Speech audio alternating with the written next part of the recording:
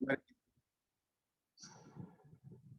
Zoom లో దైవ సన్నిధికి వచ్చినటువంటి దేవుని బిడ్డలందరికీ నా హృదయపూర్వకమైన వందనాలు తెలియజేస్తున్నాను. ఈ సమయంలో మరి దేవుని వాక్యాన్ని పంచుకోవడానికి అయ్యా పాస్టర్ గారు, హలో గారు చెప్పండి.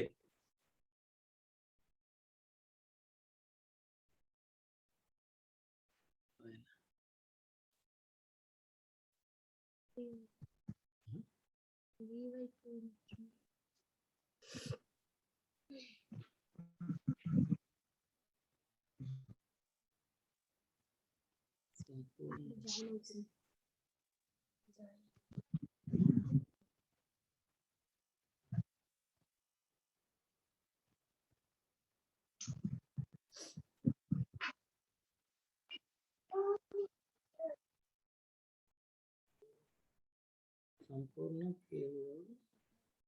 కింద జాయిన్ అయితే మన ఆడియో కనెక్ట్ అవుతలేదు. ఫోన్ చేస్తున్నా. అయ్యగారు వినిపిస్తుందా? వినిపిస్తుంది. ఎందుకు కట్ అయింది? ఏదో ప్రాబ్లం వచ్చినట్టుంది, మరి ఏమో కట్ అయింది. కొద్దిసేపు వాక్యం చెప్పే వరకు మీ అల్లుండి కూడా కొంచెం ఆన్ లో పెడితే మంచిదండి. అవునా? ఎందుకంటే మీరు కట్ అయితే చాలా ఇబ్బంది అయితే. అవును, సరే మరి స్టార్ట్ చేయండి. కనిపిస్తున్నానా నేను? కనిపిస్తున్నారు. దేవునికి స్తోత్రం కలుగును గాక. సాయంకాల సమయంలో మరి దేవుని వాక్యాన్ని కొన్ని నిమిషాలు ధ్యానం చేసుకుందాం. ఈ జూమ్ లో దైవ సన్నిధికి వచ్చిన దేవుని బిడ్డలందరికీ నా హృదయపూర్వకమైన వందనాలు తెలియజేసుకుంటున్నాను. మరి ముఖ్యంగా నన్ను ఆహ్వానించినటువంటి దైవజనులు తిమోతి అయ్య గారు, గద్వాల అయ్యగారి కుటుంబానికి, సంఘ బిడ్డలందరికీ కూడా నా హృదయపూర్వకమైన వందనాలు తెలియజేసుకుంటున్నాను. మరి మీ అందరితో కలవడము చాలా సంతోషంగా ఉంది. ఈరోజు దేవుని వాక్యము ఈ పూట 2 మాటలు గుర్తు చేసి ముగించుకుందాం. అయ్యా వినిపిస్తుంది కదా తిమోతయ్య? మంచిగా వినపడుతుంది అయ్యా. వినిపిస్తుందా? వినపడుతుంది, మంచిగా వినపడుతుంది. ఓకే, మీ ఫోటో కనబడకపోతే మళ్ళా నేను ఓకే, దేవుని వాక్యంలోకి వెళ్దాము. నిండా వందనాలు. ఆదికాండము 24వ అధ్యాయము మొదటి వచనాన్ని ఒకసారి మనం ధ్యానం చేసుకున్నట్లయితే, చదివినట్లయితే, ఒకసారి అందరు బైబిల్ తెరిచి చూద్దాం. అబ్రహాము బహుకాలం గడిచిన వృద్ధుడై ఉండెను. అన్ని విషయంలోనూ యెహోవా అబ్రహామును ఆశీర్వదించెను. దేవునికి స్తోత్రం. చిన్న ప్రార్థన చేసుకుందాం. పరిశుద్ధమైన తండ్రి, ఈ సాయంకాల పూట నీ సన్నిధిలో కూర్చొని నీ వాక్యాన్ని వినడానికి ప్రభువా, నీ వచ్చిన నీ బిడ్డలందరితో మాట్లాడండి. నాతో మాట్లాడండి, మాతో మాట్లాడండి, మా అందరితో మాట్లాడి మమ్మల్ని బలపరచమని యేసుక్రీస్తు నామంలో అడిగి వేడుకుంటున్నాం తండ్రి, ఆమేన్. మరొకసారి మీ అందరికీ వందనాలండి. Praise the lord. వందనాలు. పరిశుద్ధ గ్రంథంలో మనం చదువుకున్నటువంటి మాట ఏం చెప్పాలి అని ఆలోచిస్తే, విశ్వాసులకు తండ్రి అయిన అబ్రహాం అయ్య గారి గురించి 2 మాటలు గుర్తు చేయాలని ప్రేరేపించబడి మరి ఈ వాక్యం చదువుకున్నాం. అబ్రహాము అన్ని విషయంలో ఆశ్రయించబడ్డాడని, దేవుడు ఆయనని అన్ని విషయంలో దీవించాడని లేఖనం సెలవిస్తుంది. అన్ని విషయంలో అబ్రహామును దేవుడు దీవించాడు. అన్ని విషయంలో అంటే శారీరకంగా, ఆర్థికంగా, ఆత్మీయంగా దేవుడు అబ్రహాం అయ్య గారిని గొప్పగా దీవించాడు. దేవుడు మనల్ని దీవించేవాడు. సంఖ్యాకాండము 24 మొదట్లో మనం చూసినట్లయితే ఇశ్రాయేలీలను దేవుడు ఆశీర్వదించడానికి, వాళ్ళని దీవించడానికి ఇష్టపడ్డాడని మనం చూడొచ్చు. ఆదికాండం 1వ అధ్యాయం 28లోనే మనం చూడొచ్చు. ఎట్లనగా మీరు ఫలించి అభివృద్ధి పొందండి, విస్తరించండి, భూమిని నిండించండి అని దేవుడు మొదటి దంపతులను, ఆది మానవులను దేవుడు ఆశీర్వదించాడు. ఈరోజు విశ్వాసులకు తండ్రి అయినటువంటి అబ్రహామును దేవుడు ఆశీర్వదించాడు. మనందరికీ ఆశీర్వాదాలు కావాలి కదా. మీరు చెప్పకపోయినా మీ మనసులో ఉంటుంది ఆ మాట, ఆ ఆశ. నేను కూడా ఆశీర్వదించబడాలి, దేవుడు నన్ను కూడా ఆశీర్వదించాలి, నేను ఆర్థికంగా డెవలప్ కావాలి, ఆరోగ్యంగా ఉండాలి, ఆత్మీయంగా ఎదగాలి అని అందరికీ ఆశ ఉంటుంది కదా.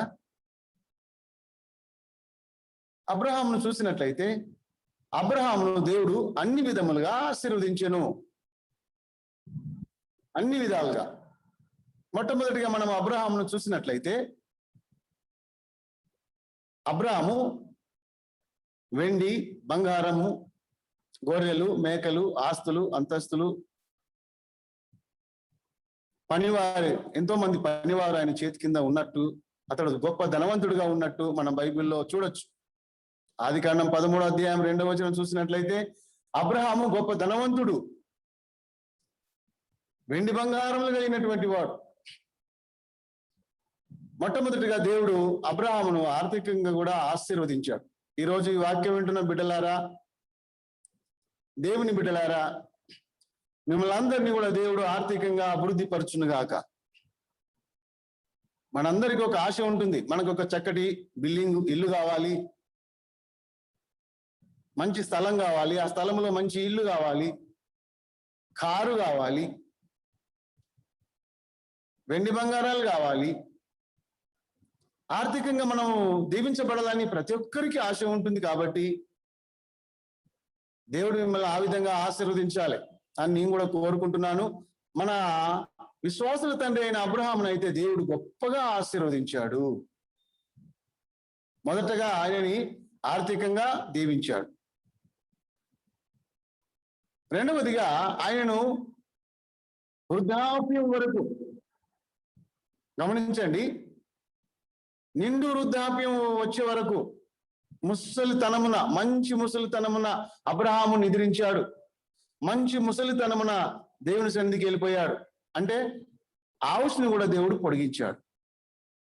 ఆదికాండం 25వ అధ్యాయము 7 వచనాల్లో మనం చూసినట్లయితే విశ్వాసుల తండ్రి అయిన అబ్రహాము 175 సంవత్సరాలు జీవించాడని బైబిల్లో రాసి ఉంది. నిండు ఆయుష్ పోసుకున్నాడు. ఆయన దీవించబడ్డాడు, ఆర్థికంగా దీవించబడ్డాడు, శారీరకంగా దీర్ఘాయుషుతో అతడు దీవించబడ్డాడు. మూడవదిగా మనం చూస్తే ఆయన ఆధ్యాత్మికంగా కూడా గొప్పగా దీవించబడ్డాడు. విశ్వాసులకు తండ్రి అని ఆయనకు పేరు ఎందుకు వచ్చిందంటే ఆయన నిజంగా దేవుని యందు గొప్ప విశ్వాసం కలిగిన వాడు కాబట్టి అబ్రహాము ఆత్మీయంగా కూడా దీవించబడ్డాడు. శారీరకంగా, ఆర్థికంగా, ఆత్మీయంగా. జూమ్లో వాక్యం వింటున్న మిమ్మల్ని అందరినీ దేవుడు దీవించును గాక. ఆమేన్ చెప్పండి. ఆమేన్. వింటున్నారా లేదా అని అడుగుతున్నా. దేవునికి స్తోత్రం. అయితే దేవుడు అబ్రహామును అన్ని విధములుగా దీవించాడు అని చదువుతున్నాం కదా. ఆ మాట చదివితే నాకు ఎంతో సంతోషంగా ఉంది. మనం కూడా ఆ విధంగా దీవించబడాలి. అయితే అబ్రహాము దీవించబడడానికి కారణాలు ఏంటి అని కొన్ని మనం చూడొచ్చు. మొదటి కారణం, అబ్రహాము శారీరకంగా దీవించబడడానికి, ఆర్థికంగా దీవించబడడానికి, ఆత్మీయంగా దీవించబడడానికి కారణాలేంటి అంటే మొట్టమొదటిగా అబ్రహాము దేవుని నమ్మెను అని రాసి ఉంది. ఆదికాండం చూడండి మీరు. ఆదికాండం 15వ అధ్యాయం 6వ వచనంలో మనం చూసినట్లయితే దేవుని అబ్రహాము నమ్మాడు. రోమపత్రిక 4వ అధ్యాయం 3వ వచనం, యాకోబు పత్రిక 2వ అధ్యాయం 23వ వచనం, ఆదికాండం 15:6వ వచనం. ఆ లేఖనాలు సెలవిస్తున్నాయి ఏంటంటే అబ్రహాము దేవుని నమ్మెను అని రాసినాయి. అబ్రహాము మునుపు ఎలాంటి వాడంటే విగ్రహారాధికుడు, విగ్రహారాధన చేసేటువంటి కుటుంబంలో జన్మించినటువంటి వాడు, అన్యుడు, విగ్రహారాధికుడు. హోషేయ గ్రంథము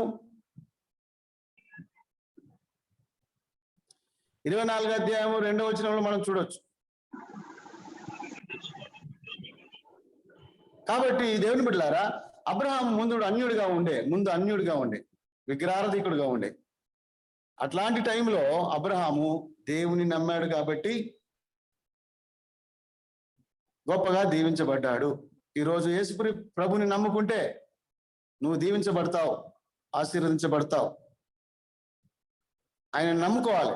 నమ్ముట నీ వలనైతే నమ్మిన వానికి సమస్తము సాధ్యమే అని వాక్యం సెలవిస్తుంది కదా. మనం దేవుని నమ్మితే అబ్రహాం లాగా మనం దీవించబడతాం. అబ్రహాం దేవుని నమ్మాడు. మొదటి మెట్టు ఏంటంటే దేవుని నమ్మాడు, అంతే.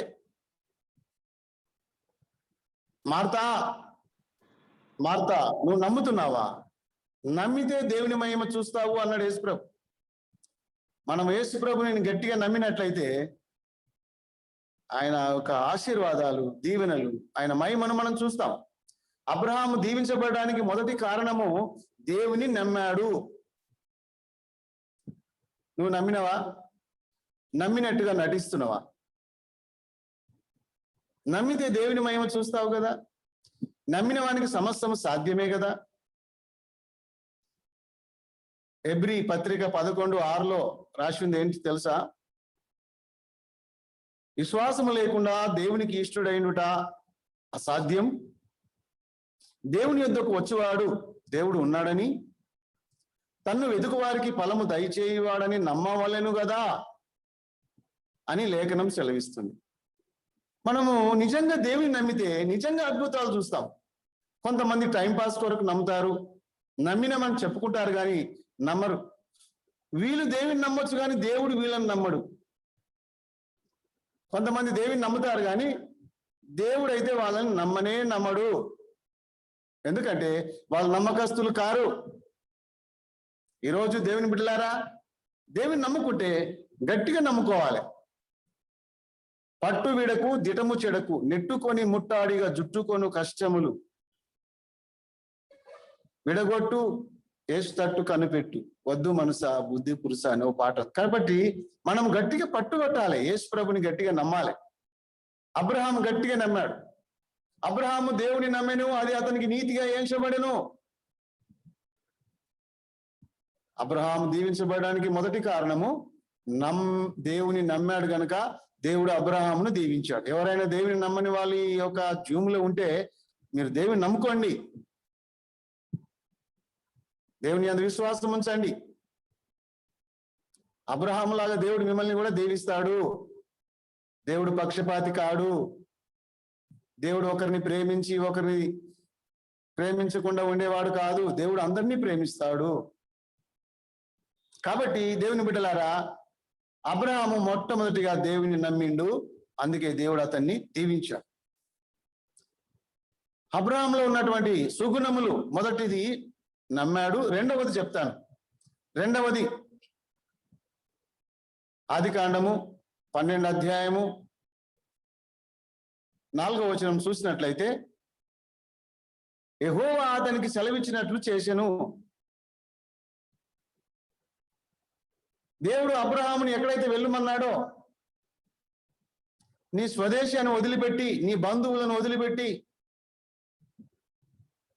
నీ ఊరును వదిలిపెట్టి, నీ ప్రజల్ని వదిలిపెట్టి, నేను చూపించి దేశానికి వెళ్ళు అబ్రహామా, నేను దీవిస్తాను, నిన్ను గొప్ప జనముగా చేస్తాను, నిన్ను ఆశీర్వదిస్తాను అని దేవుడు అబ్రహాముతో మాట్లాడినప్పుడు, అబ్రహాముతో దేవుడు ఆ మాట చెప్పినప్పుడు అబ్రహాము ఆ మాటకు విధేయుడయ్యాడు. దేవుని మాట విన్నాడు. దేవుని మాట విని సమస్తాన్ని వదిలిపెట్టి తల్లిదండ్రులను వదిలిపెట్టి స్వదేశాన్ని వదిలిపెట్టి బంధువులను మిత్రులను వదిలిపెట్టి దేవుని యొక్క సేవ కొరకు బయలుదేరి వెళ్ళాడు. దాన్ని ఏమంటారు? అబ్రహాము దేవుని మాట విన్నాడు, లేకపోతే విధేయుడయ్యాడు. విధేయత. చెప్పిన మాట వినడము విధేయత అంటారు. ఈరోజు అబ్రహాం గొప్పగా దీవించబడ్డాడంటే రెండవ కారణం, అబ్రహాములో విధేయత ఉంది. దేవుడు ఏ మాట చెప్తే ఆ మాట చేశాడు. ఈరోజు మనం దేవుని మాట చెప్పినట్టుగా చేస్తున్నామా? దైవజనులు చెప్పినట్టుగా సంఘస్థులు వింటున్నారా? దేవుడు చెప్పినట్టుగా సంఘం వింటుందా? దేవుని మాటకు విధేయత చూపుతున్నారా? ఏరి అలాంటి వారు ఎక్కువ మట్టుకైతే దేవుని మాటను త్రోసివేసి వాళ్ళే కనపడుతున్నారు. దేవుని ఆజ్ఞలను అతిక్రమించే వాళ్ళే కనపడుతున్నారు. దేవుని యొక్క బోధను, దేవుని యొక్క మాటలను తూలనాడు వారే కనపడుతున్నారు, త్రోసివేసే వాళ్ళే కనపడుతున్నారు. కానీ దేవుని మాటను విని దేవుని మాటకు విధేయత చూపే వాళ్ళు ఏరి ఉన్నారా? జూమ్లో వాక్యం వింటున్నటువంటి బిడ్డలారా, దేవుని మాటకు విధేయత చూపుతున్నావా? దైవ సేవకులు నీకేదైనా పని అప్పగించినప్పుడు ఆ మాట వింటున్నావా? వినాలి. వింటే మనం దీవించబడతాం. అబ్రహాం దీవించబడ్డాడు అన్ని విధములుగా అంటే అబ్రహాంలో ఈ కారణాలు ఉన్నాయి. ఆయన మొదటిగా దేవుని నమ్మిండు, రెండవది దేవుని మాటకు విధేయత చూపిండు. కాబట్టి అబ్రహామును దేవుడు దీవించాడు. ఎంతగా దీవించాడు తెలుసా? 24 అధ్యాయం మొదటి వచనం చూశాం కదా. అన్ని విధములుగా దేవుడు అబ్రహామును ఆశీర్వదించాడు. దేవునికి స్తోత్రం కలుగును గాక. ఆమేన్ చెప్పండి ఒకసారి. ఆమేన్. లైన్ లో ఉండగలేరా? దేవునికి స్తోత్రం. హల్లెలూయా. అవ్వ అవిధేయురాలై పాపం చేసింది. అందుకే ఆ పాపం ఇప్పుడు మనకు అందరికి చుట్టుకుంది కదా, లోకమంతా.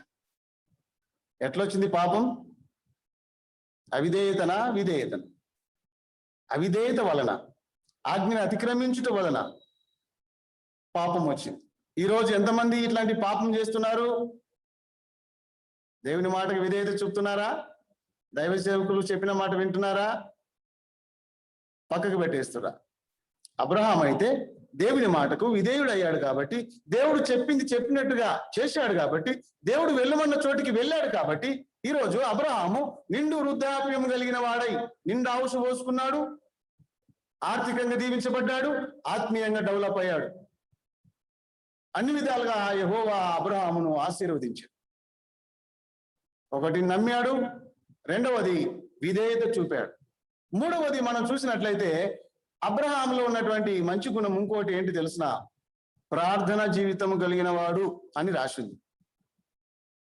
ఆదికాండం 12వ అధ్యాయం 8వ వచనం మనం చూస్తే అబ్రహాము ప్రార్థనాపరుడు అని మనకు కనబడుతుంది. ఆదికాండం 13వ అధ్యాయం 4వ వచనం మనం చూసినట్లయితే అబ్రహాము ప్రార్థనాపరుడు అని మనం చూడొచ్చు. అబ్రహాం ఎక్కడికి వెళ్ళినా, ఏ చోటుకి వెళ్ళినా ఆయన బలిపీఠంను కట్టి ప్రార్థన చేసేటువంటి మంచి ప్రార్థనాపరుడు అబ్రహాము. దేవుని బిడ్డలారా, ఈరోజు ప్రార్థన చేసే వాళ్ళు ఉన్నారా సంఘంలా? ప్రార్థన అంటే కొంతమందికి నచ్చదు. నువ్వు వాక్యం చదివినా సాతాను ఏమనదు, నువ్వు పాటలు పాడినా సైతాను ఏమనదు. కానీ ప్రార్థన చేస్తేనే దానికి భయం. కాబట్టి ప్రార్థన ప్రాముఖ్యమైంది. ఈరోజు సంఘ బిడ్డలు చేయవలసింది ఏంటంటే ప్రార్థన, ప్రార్థన, ప్రార్థన. మన తిమోతయ్య గారు జూమ్నే కొనేసిండంట ప్రార్థన కోసం. చాలా సంతోషం, నాకు సంతోషం అనిపించింది. ఈరోజు ప్రార్థన పరులు ఉన్నారా? అబ్రహాం ప్రార్థన పరుడు, ఎక్కడైనా బలిపీఠం కట్టుకొని దేవుని సన్నిధిలో ప్రార్థించేవాడు కాబట్టే ఈరోజు ఆయన ఆశీర్వదించబడ్డాడు. మనకు ఆశీర్వాదాలు కావాలంటే ప్రార్థన జీవితం కావాలిగా. బిల్లీ గ్రామ్ అయ్య గారు ఏమని చెప్పారు? విశ్వాసులకు, దేవుని పిల్లలకు 3 లక్షణాలు ఉండాలంట. 3 లక్షణాలు ఏంటి అంటే, ఒకటి ప్రార్థన అన్నాడు. రెండవది ప్రార్థన అన్నాడు. మూడవది ప్రార్థన అన్నాడు. దేవుని పిల్లలకు ఉండవలసింది ముఖ్యంగా ప్రార్థన జీవితం. అబ్రహాములో ఉన్నటువంటి మూడవ లక్షణం ఏంటంటే ప్రార్థన. అందుకే దేవుడు అబ్రహాంను దీవించాడు. ప్రార్థన లేని జీవితము కప్పు లేని ఇల్లు లాంటిది అని ఒక భక్తుడు చెప్పాడు. కొంతమంది ప్రభుని నమ్ముకున్నారు కానీ ప్రార్థన లేదు, ప్రార్థన జీవితం లేదు.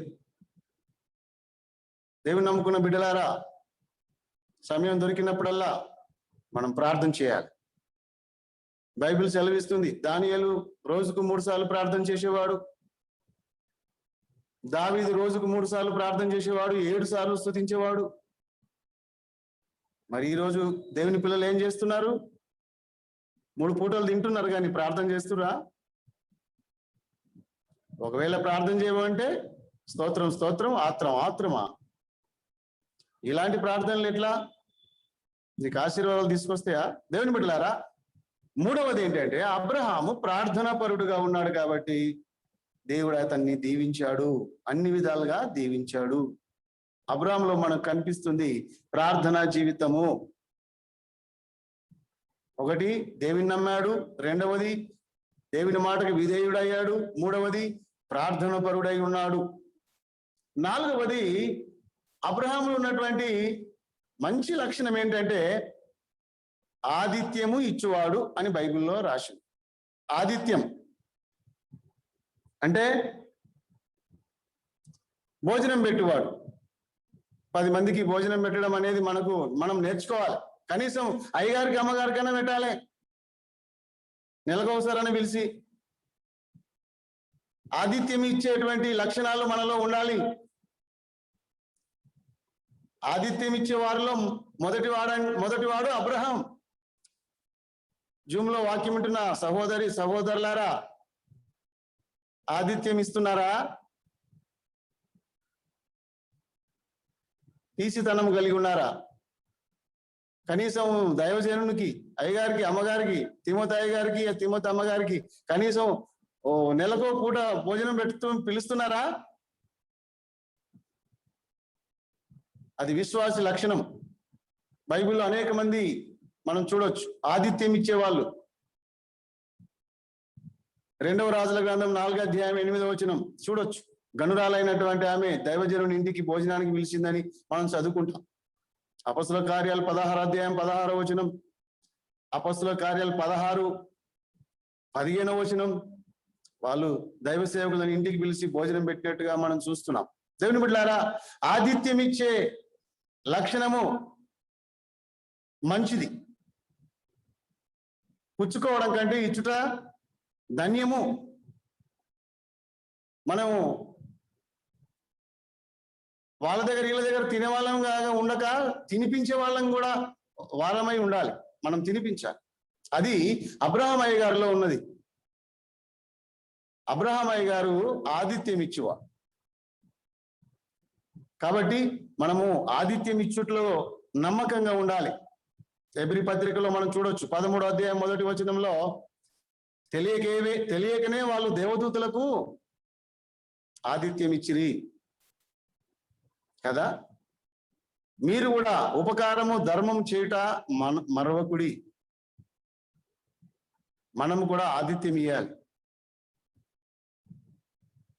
సంఘానికి పెట్టొచ్చు భోజనము, దైవ సేవకులకు పెట్టొచ్చు భోజనము. ఆదిత్యం ఇచ్చే ఇల్లులాగా మన ఇల్లు ఉండాలని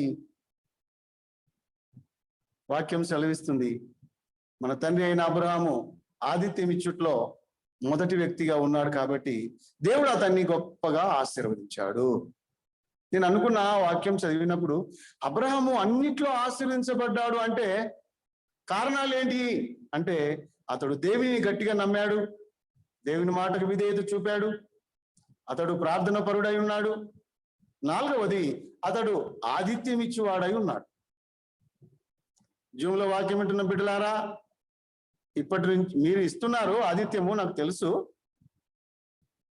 మీరు మంచోళ్ళు, ప్రేమ కలిగిన వాళ్ళు. ఒకవేళ ఎవరైనా ఆదిత్యం ఇచ్చే వారిలో లిస్ట్ లో లేకపోతే ఇప్పటి నుంచి అయినా మీరు దైవ సేవకులను పిలిచి చేయి అడిగించండి. దేవునికి స్తోత్రం, హల్లెలూయా. పీసినారోళ్ళ ఇంటికి ఒక చుట్టం వచ్చిండట. వాళ్ళ ఇంట్లో అదే రోజు కోడింగ్ కోసుకురట. లేక లేక పీసినారోళ్ళు కోడింగ్ కోసుకుంటే ఆ రోజు చుట్టం వచ్చిండని, చుట్టం ఎట్లా పోవాలని భార్య భర్తలు ఇద్దరు గొడవ పెట్టుకున్నారట. నేను కొట్టినట్టు కొడతా, నువ్వు ఏడిచినట్టు ఏడువు అన్నాడు. చుట్టం వచ్చిండు, కోడికూర వండుకూరు కాబట్టి చుట్టంని ఎలగొట్టాలని ప్రయత్నం చేశారు. నేను కొట్టినట్టే కొడతా, నువ్వు ఏడ్చినట్టు ఏడువే అని భార్య భర్తలు ఇద్దరు మాట్లాడుకొని ఆయన కొట్టినట్టు కొట్టిండు, ఈమె ఏడ్చినట్టు వేసిండు.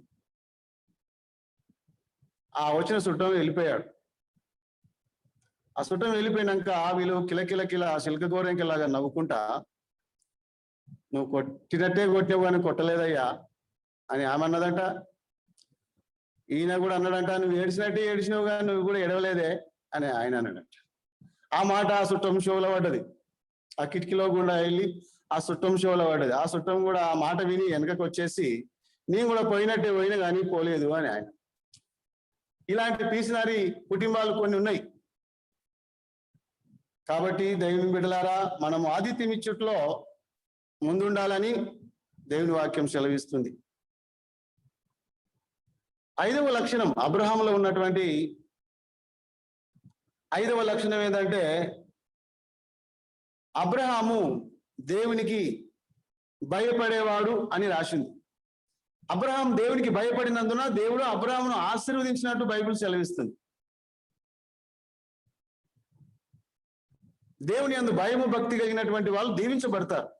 కీర్తన గ్రంథం 128లో 4వ వచనంలో మనం చూస్తాం, యెహోవా యందు భయం భక్తి కలిగిన వాడు ఈ విధంగా దీవించబడును అని. అక్కడ లిస్ట్ పట్టిక ఉంది కదా. మనం దేవుని యందు భయము భక్తి ఉంటే ఖచ్చితంగా దీవించబడతాం. అబ్రహాముకు దేవుడు అంటే భయం భక్తి ఆయనలో ఉంది. ప్రకటన గ్రంథం 14వ అధ్యాయం 7వ వచనము, లూకా సువార్త 23:40 వచనము, కీర్తన 119 120 వచనము, కీర్తన 128 8వ వచనం, 44వ వచనము, ఇవన్నీ. యెషయా గ్రంథము 57 11వ వచనము, సామెతలు 3 7వ వచనము, రోమా 3 8వ వచనం, ఇవన్నీ భయభక్తులు నేర్పిస్తున్నటువంటి వాక్యాలు. దేవుని బిడ్డలకు ఏముండాలంటే భయము భక్తి ఉండాలి. కొంతమందికి భక్తి ఉంటుంది కానీ భయం ఉండదు. కొంతమందికి భయం ఉంటుంది కానీ భక్తి ఉండదు. అయ్యగారు చూసి సిగరెట్ కింద వాడేస్తాడు, అయ్యగారు చూస్తుండని, కానీ దేవుడు చూస్తుండని అనుకోడే. అయ్యగారిని చూస్తే భయపడతాడు కానీ భక్తి లేదు కదా. భక్తి లేని భయము, భయం లేని భక్తి వేస్ట్, వ్యర్థం. భక్తి భయం రెండు ఉండాలి. అబ్రహాములో ఉన్నటువంటి 5వ లక్షణం ఏంటంటే, అతడు దేవునికి భయపడువాడు. భయపడుతున్నారా ఈరోజు దేవునికి? దేవుడు అంటే భయం లేదు కదా. దేవుని సేవకులు అంటే కూడా భయం లేదు కదా. జాగ్రత్త. అబ్రహాము దీవించబడడానికి కారణము అతడు దేవుడు అంటే భయము భక్తి. సామెతల గ్రంథము 28వ అధ్యాయం 14వ వచనంలో ఆ మాట ఏముందంటే, నిత్యము భయము కలిగి ప్రవర్తించువాడు ధన్యుడు, విర్రవీగి భయం లేకుండా ఉండేవాడు కీడులో పడతాడని ఉంది అక్కడ. నిత్యం భయం కలిగి జీవించే భక్తులు దేవునికి కావాలి. భయభక్తులు ఉన్నాయా నీకు? భయం ఉంటే భక్తి లేదు, భక్తి ఉంటే భయం లేదు. భయం లేని భక్తులు, భక్తి లేని భయం కదా. అబ్రహాం అయితే దేవుని యందు భయము భక్తి కలిగినటువంటి వాడని ఆదికాండం 22వ అధ్యాయం 10 12వ వచనం, సామెతలు 28 14వ వచనం చూస్తే అబ్రహాము భయము కలిగినటువంటి వాడు. దేవుడు అంటే భయము. ఆదివారం వచ్చిందంటే కరెక్ట్ టైంకు మందిరానికి వస్తాడు. Correct time. టైం అంటే టైం, ఆరాధన టైం అంటే టైం పాటిస్తారు కొంతమంది.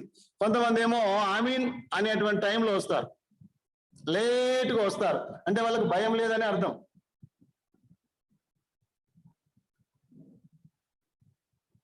క్రమం లేదు, భయం లేదు, భక్తి లేదు. మందిరం టైం పెడితే టైం పాటించండి. దేవుడు అంటే భయభక్తులు కలిగి ఉండండి. అబ్రహాము, విశ్వాసులకు తండ్రి అయిన అబ్రహాము దేవుడు అంటే భయము భక్తి కలిగినటువంటి దైవజనుడు అని మీకు తెలియజేస్తున్నా. అందుకే దేవుడు అతన్ని గొప్పగా ఆశీర్వదించాడు.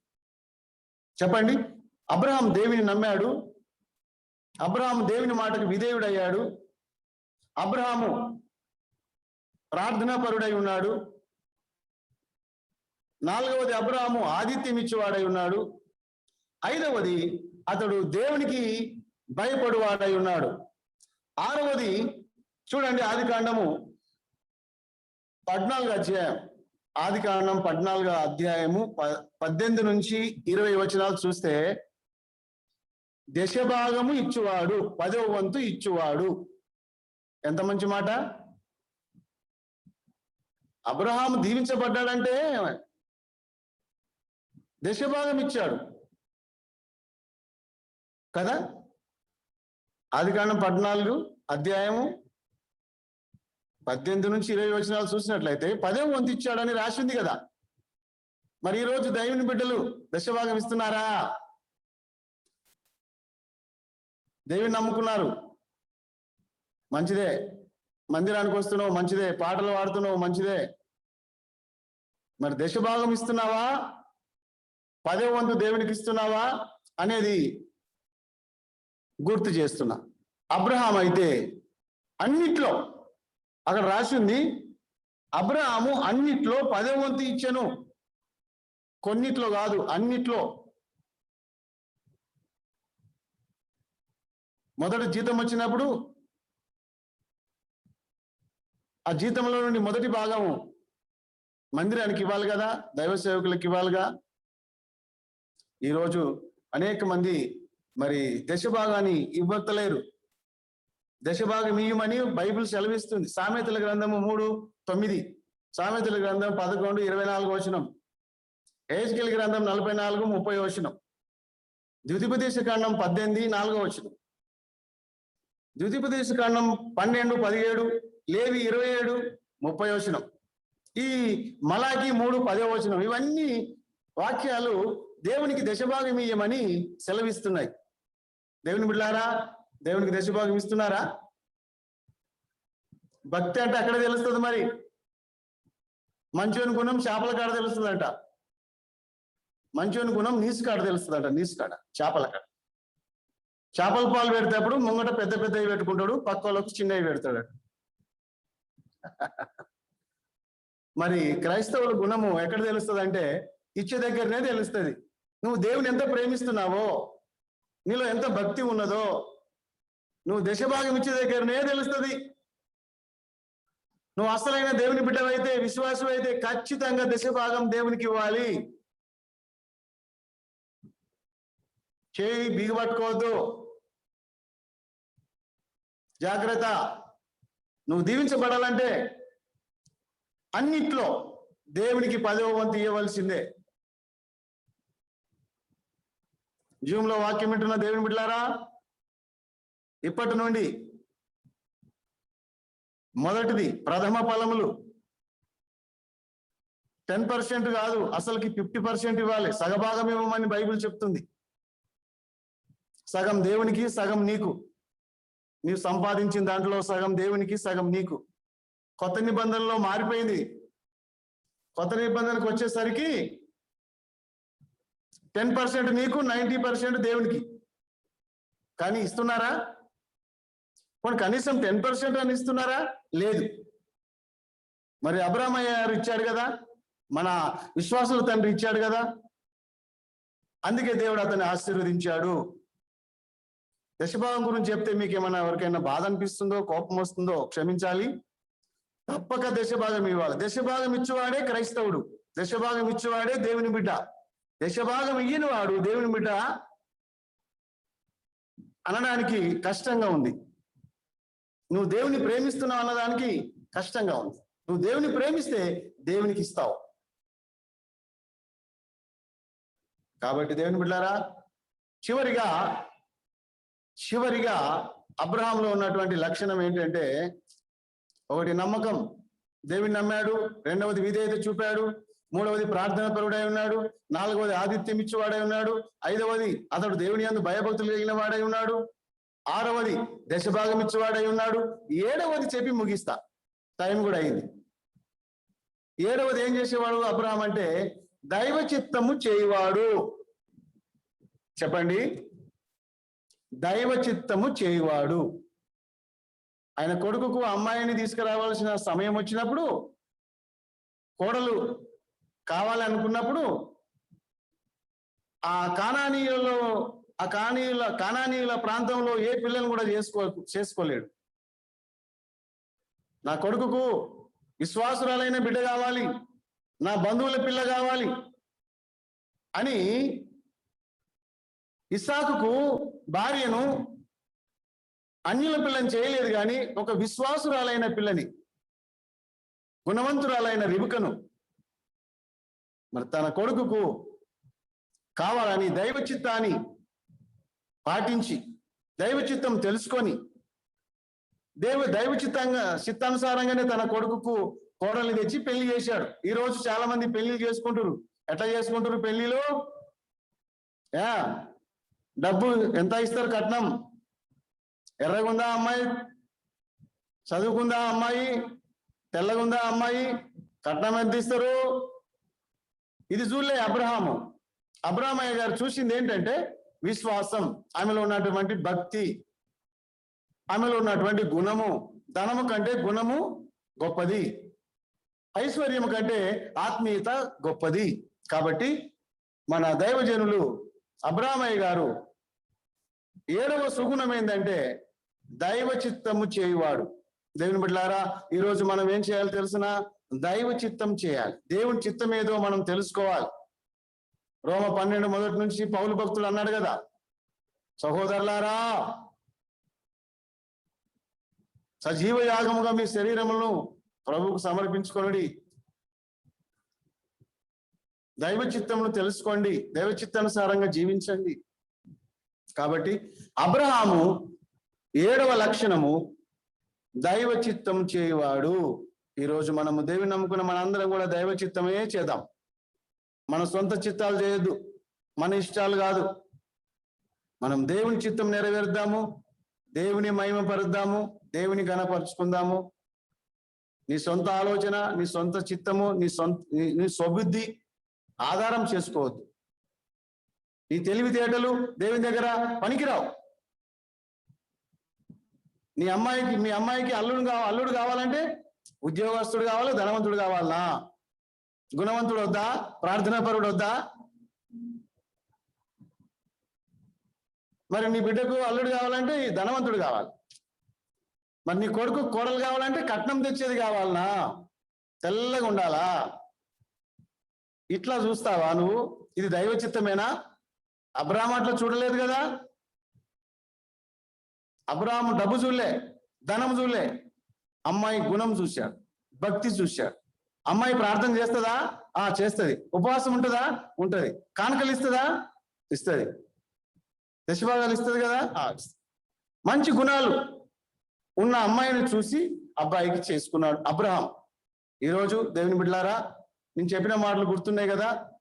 అబ్రహాం గొప్పగా దీవించబడడానికి కారణాలు ఏంటి అంటే, మొట్టమొదటిగా దేవుని నమ్మాడు, గట్టిగా నమ్ముకున్నాడు దేవుని, ఉత్తుత కాదు. రెండవది దేవుని మాటకి విధేయుడయ్యాడు. మూడవది అతడు ప్రార్థన పరుడై ఉన్నాడు. నాలుగవది అతడు ఆతిథ్యం ఇచ్చేవాడు. ఐదవది దేవునికి భయపడువాడు. ఆరవది దశమ భాగములు ఇచ్చేవాడు. దశ భాగం ఇచ్చేవాడు. ఏడవది దైవ చిత్తం చేయువాడు. మరి మనం కూడా ఈ విధంగా చేస్తే దేవుడు మనల్ని కూడా గొప్పగా దీవిస్తాడు. ఆర్థికంగా దీవిస్తాడు, ఆత్మీయంగా దీవిస్తాడు, ఆరోగ్యంగా దీవిస్తాడు. అబ్రహాం బతికినట్టు బతుకుతావు నువ్వు కూడా 175 సంవత్సరాలు నమ్మకంగా బతికితే, నమ్మకంగా ఉంటే. సామెతలు సెలవిస్తుంది. సామెతల గ్రంథం 10వ అధ్యాయం 27వ వచనం ఏమంటుందంటే, యెహోవా యందు భయభక్తులు కలిగిన వాడు దీర్ఘాయుష్యుస్తాడట. ఓకే, ముగిచ్చేస్తా. గుర్తుంచుకున్నారు కదా? అబ్రహామును దేవుడు అన్ని విధములుగా దీవించిందంటే వెండి బంగారాలు ఆస్తులు అంతస్తులు అబ్రహాంకు దేవుడు ఇచ్చాడంటే అబ్రహాము నిండు వృద్ధాప్యం వరకు మంచి ముసలితనమందు చనిపోయాడు. మంచి ముసలితనం, చెడ్డ ముసలితనం కాదు. ఈరోజు చెడ్డ ముసలు చాలా మంది కూడా అనుకో. అబ్రహాం మంచి ముసలాయన, మంచి ముసలమ్మ, మంచి ముసలాయన, అట్లాంటి పేరు తెచ్చుకోవాలి. మరి నిండు అవసరం నీకు కావాలంటే, ఆర్థికంగా నువ్వు డెవలప్ కావాలంటే, ఆత్మీయంగా నువ్వు దీవించబడాలంటే ఈ లక్షణాలు నీలో ఉండాలి. దేవుడు మిమ్మల్ని దీవించును గాక. సమయం ఇచ్చిన మా అయ్యగారికి, తిమోతి అయ్యగారికి, తిమోతి అమ్మగారికి, గద్వాల వీరికి నా హృదయపూర్వకమైన వందనాలు తెలియజేసుకుంటూ, మీరు కూడా నా కోసం ప్రార్థన చేయండి. నేను మీకోసం ప్రార్థన చేస్తాను. దేవుడు చిన్న ప్రార్థన చేసి ముగిస్తా. పరలోకపు తండ్రి, మాకు ఇచ్చిన ఈ సమయాన్ని బట్టి వందనాలు. మాతో మాట్లాడినందుకు స్తోత్రాలు. ఈ మాటలను నీరు కట్టి పెంచి ఫలింపజేయండి. ఎవరైతే ఈ వాక్యాన్ని విన్నారో వాళ్ళందరినీ ఆశీర్వదించండి. శారీరకంగా దీవించండి, ఆర్థికంగా బిడ్డలను దీవించండి, ఆత్మీయంగా దీవించి ప్రభు రాక కొరకు సిద్ధపరచమని అబ్రాహ్మయ్య గారిలాగా మమ్మల్ని అందరినీ కూడా మీరు దీవించు. అబ్రాహ్మ ఆశీర్వాదాలకు మేము కూడా వారసులమై ఉన్నాం ప్రభువా. మమ్మల్ని అందరం దీవించి నడిపించి యేసు నామములో ప్రార్థించి వేడుకుంటున్నాం తండ్రి. ఆమేన్. ఆమేన్. ఆమేన్. ఆమేన్. నింద వందనాలయ్యా.